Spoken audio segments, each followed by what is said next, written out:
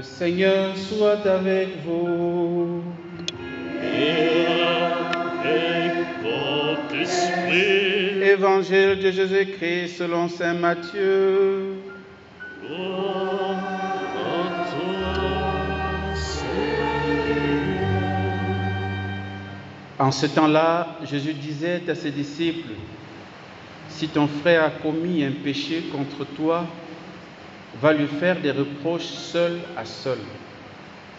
S'il t'écoute, tu auras gagné ton frère. S'il ne t'écoute pas, prends en plus avec toi une ou deux personnes, afin que toute l'affaire soit réglée sur la parole de 2 ou 3 témoins. S'il récuse de les écouter, dis-le à l'assemblée de l'Église. S'il refuse encore d'écouter l'Église, considère-le comme un païen et un publicain. Amen, je vous le dis, tout ce que vous aurez lié sur la terre sera lié dans le ciel, et tout ce que vous aurez délié sur la terre sera délié dans le ciel. Et pareillement, amen, je vous le dis, si 2 d'entre vous sur la terre se mettent d'accord pour demander quoi que ce soit, ils l'obtiendront de mon Père qui est aux cieux. En effet, quand 2 ou 3 sont réunis en mon nom, je suis là au milieu d'eux. Acclamons la parole de Dieu. Louange à toi, Seigneur Jésus.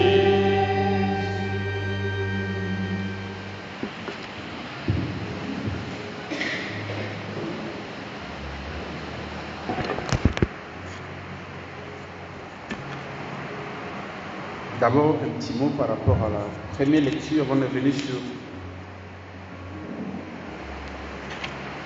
sur l'évangile. Nous avons ici raconté, on pourrait dire, la mort de Moïse. Et on peut dire que le Seigneur, on pourrait dire que le Seigneur a été dur avec Moïse. Dur parce que il a quand même fait. C'est lui que Dieu a choisi pour délivrer son peuple d'Égypte, d'esclavage en Égypte. Mais il n'a pas pu bénéficier de la terre promise vers laquelle il dirigeait le peuple. Il s'est arrêté au mont Nebo, c'est-à-dire à la porte de la terre promise. Et le Seigneur a fait exprès de le conduire jusque-là, et le Seigneur lui montre l'étendue de la terre promise. Mais il lui dit, tu ne vas pas entrer. Ah! Vraiment. C'est dur, hein? C'est-à-dire que le but du voyage, on est à la porte de l'accomplissement d'une promesse, si je puis dire, puisque c'est une promesse faite au peuple. Et donc Moïse était celui qui devait être qui était le berger du peuple en vue, n'est-ce pas, d'accueillir ou alors de rentrer en possession de cette promesse. Il ne peut pas en bénéficier. Du moins, voilà, il ne peut pas rentrer. Et ce qui est encore très fort, on dit Moïse avait 120 ans quand il mourut. Et on ajoute, sa vue n'avait pas baissé, sa vitalité n'avait pas diminué. Autrement dit, il avait encore toute la fraîcheur, il avait encore toutes les forces. Ce n'est pas qu'il était croulant, ce n'est pas un vieillard croulant, c'est quelqu'un qui était bien sûr âgé, mais qui était encore vigoureux, qui avait une jeunesse, qui avait encore une fraîcheur d'esprit, qui avait encore de la vitalité. Ce n'est pas qu'il n'était pas prêt à prendre sa retraite, quoi. Il avait encore des forces pour pouvoir mener le peuple jusqu'au bout. Mais Dieu a dit, tu t'arrêtes là. Bon, il y a plusieurs raisons à ça, il y a plusieurs raisons. La raison principale que nous avons lue il n'y a pas longtemps, c'est que lorsque Dieu a demandé à Moïse et à Aaron, parce que le peuple récriminait à cause du manque d'eau, Dieu a demandé à Moïse de prendre son bâton et qu'il aille avec Aaron devant un rocher, devant le rocher. Et Dieu a dit à Moïse, parle au rocher. Et l'eau va sortir pour abreuver le peuple. Moïse n'a pas fait ça. Bon, je ne veux pas trop m'attarder, mais en tout cas, parce que ce n'est pas le texte du jour, Moïse a frappé le rocher 2 fois. Dieu ne lui a pas demandé ça. Dieu ne lui a pas demandé de frapper le rocher, même pas une fois. Dieu lui a dit, parle au rocher. Combien de fois nous faisons le contraire de ce que Dieu nous demande? Parce que nous croyons intelligents. Hein? Non, on veut donner un coup de main au Seigneur, quoi. Hein? Si aide-toi, le ciel t'aidera. On trouve des raisons, et ça n'existe pas dans la Bible. Aide-toi, le Seigneur t'aidera, ça n'existe pas dans la Bible. C'est une invention des hommes. Hein? Nous, on sait se débrouiller pour aider le bon Dieu. Non. Bon, je n'insiste pas, j'ai dit que ce n'est pas le sujet. Donc, ce qui m'intéresse, c'est l'évangile. Et dans l'évangile, nous sommes appelés, le thème de cet évangile, ça peut être appelé la correction fraternelle. Voilà. Le Seigneur nous donne des leçons pour nous corriger mutuellement. Il nous a dit ceci. Si ton frère a commis un péché contre toi, va lui faire des reproches seul à seul. Est-ce que c'est ce que nous faisons? Je disais tout à l'heure que Moïse lui a demandé de parler au rocher, lui il a frappé le rocher. Dieu nous dit, si ton frère ou ta soeur pêche contre toi, t'offense, le Seigneur dit, va le voir seul à seul. Est-ce que c'est souvent la pratique courante chez nous?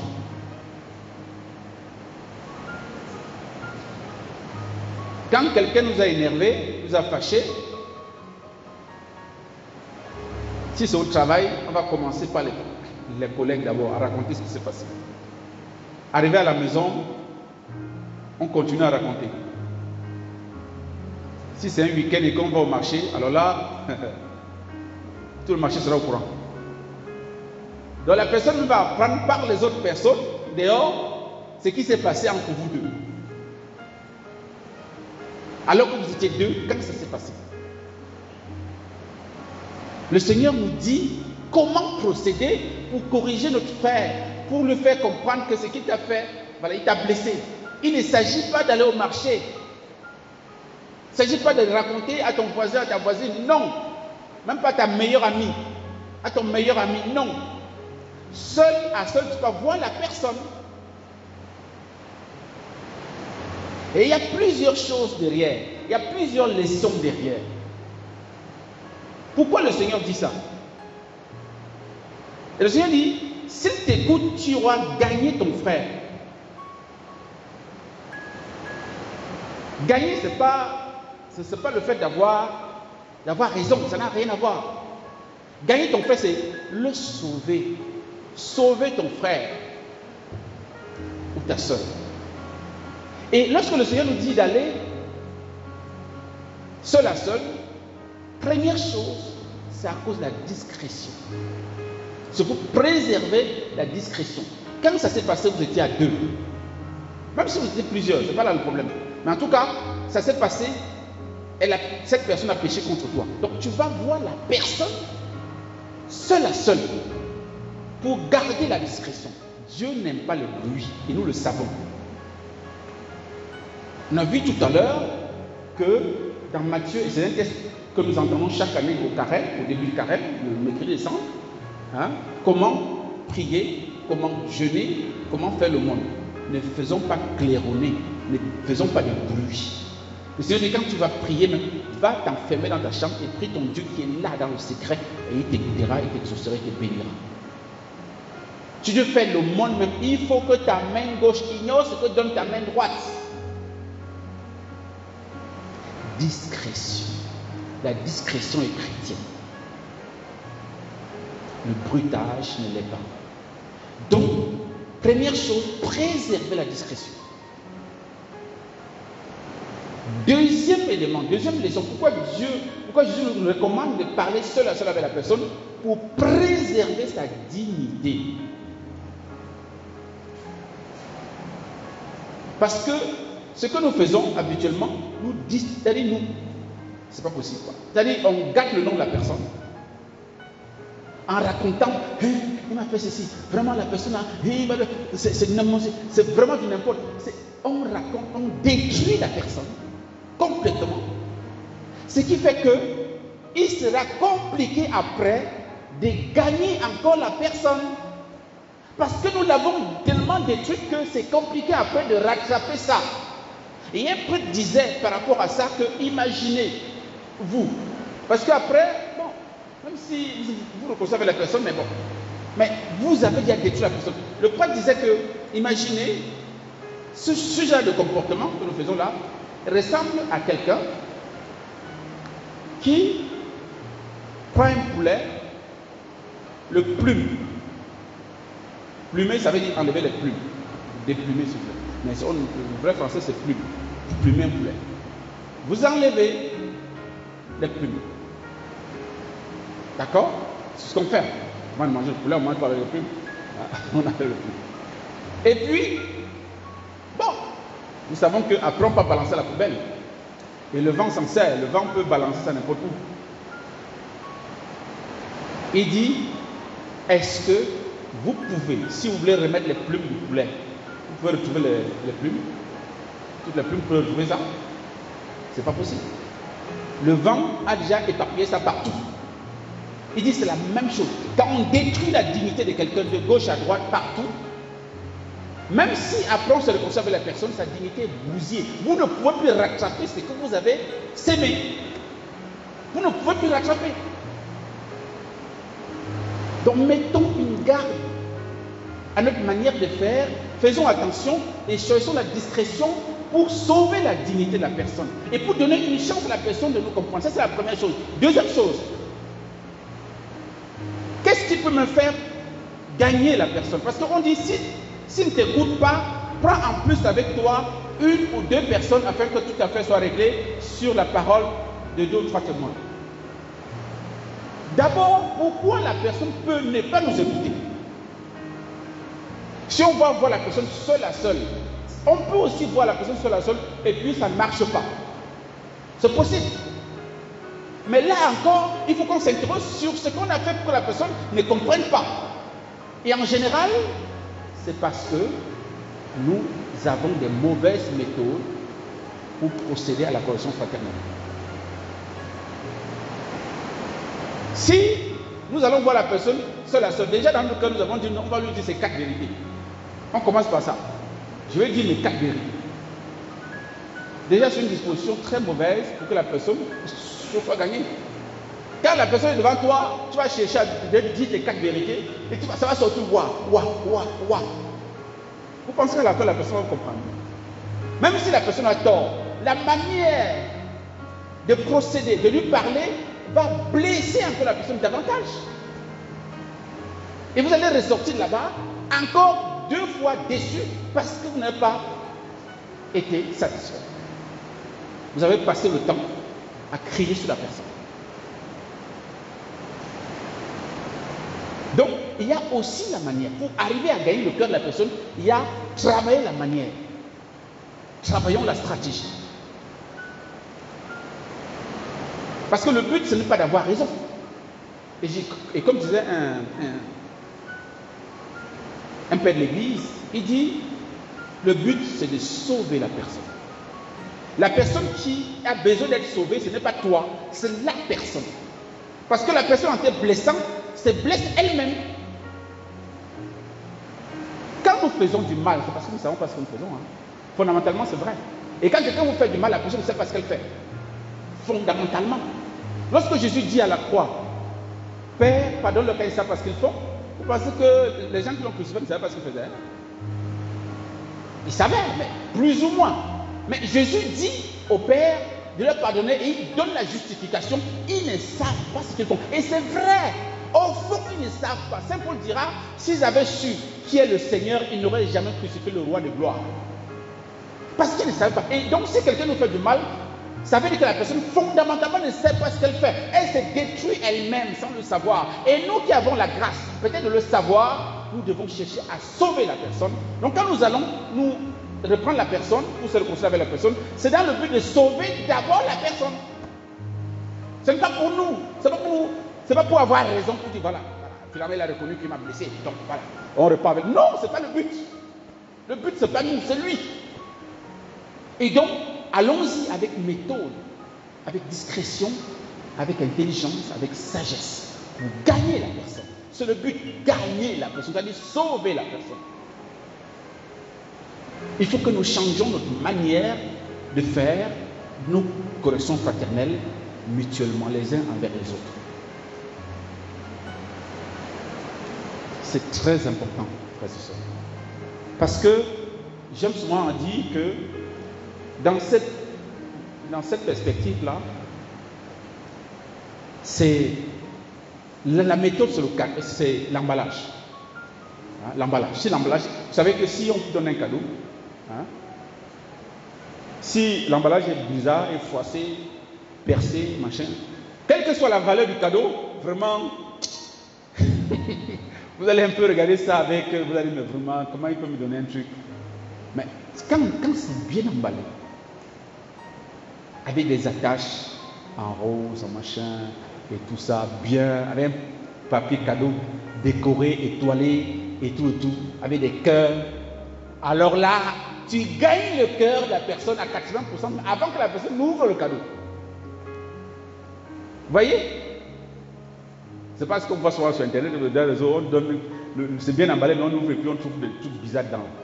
Mais bon, mais l'emballage, voilà, ça permet à la personne déjà d'être joyeuse, à un pourcentage élevé. Bon, maintenant, dans le cadre de la correction fraternelle, l'emballage c'est quoi? C'est la méthode. C'est la méthode choisie. Ça désarme la personne, ça dispose la personne, ça permet à la personne d'être ouverte à écouter ce que tu vas dire.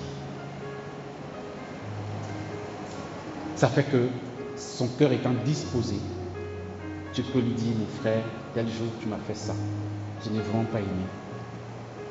S'il te plaît, est-ce que prochainement, tu peux faire des efforts pour que cela n'arrive plus? Il y a des fortes chances que la personne t'écoute et demande pardon, et prière, réconciliation, pour que, enfin, comme dit, n'est-ce pas le texte à la suite, comme dit Jésus, tout ce que vous aurez lié sur la terre sera lié dans le ciel. Tout ce que vous aurez délié sur la terre sera délié. Tu es arrivé à délier ton frère du péché qu'il accusait devant Dieu. Grâce à toi, ce sera délié au ciel. Parce que tu l'as délié sur la terre. Je n'insiste pas plus, je m'arrête là. Voilà. Pour nous faire comprendre que, essayons de demander au Saint-Esprit, voilà, que la prochaine fois, nous fassions mieux dans les reproches les uns envers les autres. Que nous tenions compte du conseil qui est parole de Dieu, de Jésus. Seul à seul, préserver la discrétion, n'est-ce pas, la dignité de la personne, choisir une bonne méthode et parfois aussi le bon moment. Si la personne vivait bien de râteau au bac, ce n'est pas en ce moment-là qu'il faut que tu ailles le reprocher qu'il t'a énervé avant-hier. Ce n'est pas le bon moment. Hein? Il y a aussi il faut trouver le bon moment, le bon tempo. C'est la même chose, même à la maison, en couple. Là. Si vous voulez demander quelque chose à votre mari, ne demandez pas le jour rentre le visage attaché. Ce n'est pas ce jour-là qu'il faut que vous lui demandez de faveur. Là, c'est compliqué. Vous êtes sûr qu'il va vous renvoyer, il va vous mettre en quarantaine. Voilà. Même chose pour la femme, bien sûr. Vous sentez qu'elle est nerveuse, ce n'est pas en ce moment-là qu'il faut que tu commences à... Non. Il faut laisser la tempête passer. Quand les personnes sont à disposition, les meilleures dispositions, là, on peut demander ce qu'on veut et on l'obtenir. Donc, il y a tout ça qu'il faut intégrer pour gagner notre frère, notre soeur qui nous a blessés. Que le Seigneur nous écoute, nous exauce au nom du Père et du Fils et du Saint-Esprit.